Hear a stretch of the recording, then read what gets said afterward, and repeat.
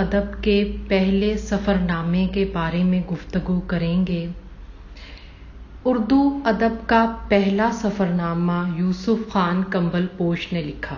یوسف خان کمبل پوش کا اصلی وطن حیدر آباد تھا۔ آپ کے والد کا نام رحمت خان غوری تھا۔ یوسف خان کمبل پوش ہندوستان کی سیر کرتے کرتے حیدر آباد سے لکھنؤ چلے آئے۔ اس زمانے میں آتش دبستانِ لکھنؤ کے استاد شاعر تھے۔ یوسف نے آتش کی شاگردی اختیار کر لی اور شعر کہنے لگے۔ کمبل پوش تخلص رکھ لیا، پھر شاعری سے نثر کی طرف رجحان ہوا۔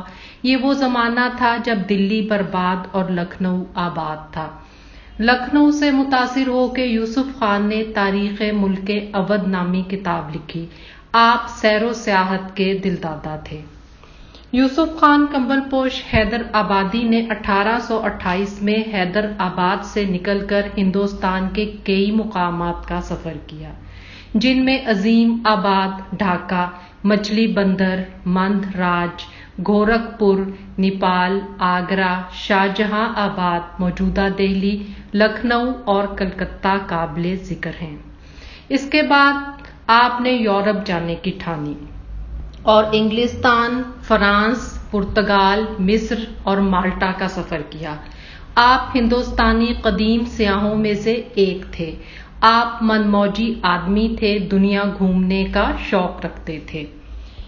یوسف خان نے بحری جہاز سے سفر کا آغاز کیا اور 1837 میں آپ برطانیہ پہنچے۔ اردو کے اولین سفرناموں میں سب سے اہم سفرنامہ یوسف خان کمبل پوش حیدر آبادی کا ہے، جو عجائبات فرنگ کے نام سے موسوم ہے۔ اس سفرنامے کو تاریخ یوسفی بھی کہا جاتا ہے۔ وہ خود اپنے سفرنامے میں لکھتے ہیں، یہ فقیر بیچ 1828 بمطابق 1246 ہجری حیدر آباد اپنے وطن خاص کو چھوڑ کر عظیم آباد، ڈھاکہ، مچلی بندر، مندر راج، گورکھپور، نیپال، اکبر آباد، شاہ جہاں آباد وغیرہ دیکھتا ہوا بیت السلطنت لکھنؤ جا پہنچا۔ عجائبات فرنگ اردو ادب کا سب سے پہلا سفرنامہ مانا جاتا ہے۔ اس وجہ سے اس کی اہمیت بہت زیادہ ہے۔ یہ اردو ادب کے نصاب کا حصہ ہے اور آج بھی پڑھا جاتا ہے۔ یوسف خان نے اپنے سفرنامہ 1847 میں دہلی سے چھپوایا، پھر دوبارہ 1873 میں مطبع نول کشور میں چھپا۔ برطانیہ کے بے شمار سیاح سیر و سیاحت کی غرض سے رخت سفر باندھتے رہے ہیں۔ حالانکہ خود برصغیر دنیا کے سیاحوں کی تلاش و جستجو کا مرکز رہا ہے۔ ان میں سے بیشتر سیاح مسلمان تھے۔ بطور خاص 19ویں صدی کے ابتدائی زمانے میں کئی مسافروں نے برطانیہ کی راہ اختیار کی۔ یوسف خان کمبل پوش سے قبل انگلستان کا سفر اختیار کرنے والوں نے اپنے سفرنامے فارسی زبان میں تحریر کیے۔ کمبل پوش نے بھی اس سفرنامے کو پہلے فارسی میں تحریر کیا، بعد ازاں اردو کے قالب میں ڈالا۔ اردو میں سفرناموں کا نقش اول ہونے کے باوجود یہ سفرنامہ فن سفرنامہ نگاری کے جدید معیارات پر پورا اترتا ہے۔ اس کا اسلوب، انداز بیان، تحریر و تجسس اور حیرت انگیز معلومات نے اسے آج بھی قابل مطالعہ بنایا ہوا ہے۔ کمبل پوش نے صاف گوئی اور سچائی کے ساتھ عجائبات عالم دیکھنے اور دکھانے کی کوشش کی ہے، جو کہ قابل تحسین ہے۔ یوسف خان کمبل پوش کا سفرنامہ عجائبات فرنگ کا انگریزی زبان میں between worlds: the travels of Yusuf Khan Kambalposh کے نام سے ترجمہ ہو چکا ہے۔ یوسف خان کمبل پوش نے ہوش سنبھالا تو ہندوستانی عورتوں کو دیکھا جو کہ شرم و حیا کی پیکر تھیں۔ جب وہ انگلستان کی بے باک انگریز خواتین سے ملے تو ان کی خود اعتمادی سے بہت متاثر ہوئے۔ یوسف نے ان خواتین کی اپنے سفرنامے میں تعریف کی۔ آپ انگریزوں کی خوبیوں سے بھی متاثر ہوئے۔ انگریزوں کی ترقی نے آپ کو ان کا گرویدہ بنا دیا۔ پریوں کے دیس میں قدم قدم پر نئے نظارے یوسف کو چونکا دیتے۔ مغربی معاشرت کی روشنیوں نے یوسف کو حیران کر دیا۔ یورپ کے روشن قمقمے اور ہندوستان کی تاریکی اور پسماندگی کا موازنہ کمبل پوش نے اپنے سفرنامے میں بار بار کیا۔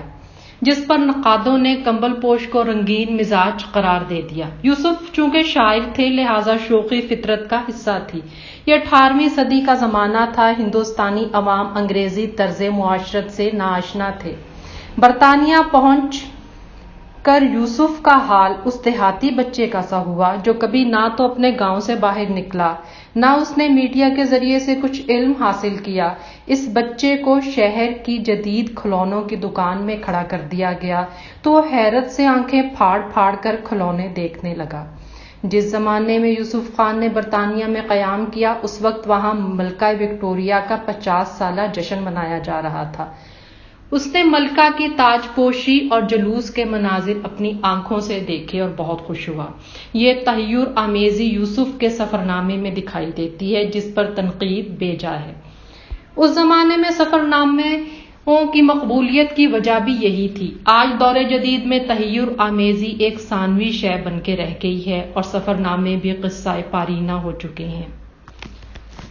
خبر تحیر عشق سن، نہ جنوں رہا نہ پری رہی۔ خبر تحیر عشق سن، نہ جنوں رہا نہ پری رہی۔ نہ تو رہا نہ تو میں رہا، جو رہی سو بے خبری رہی۔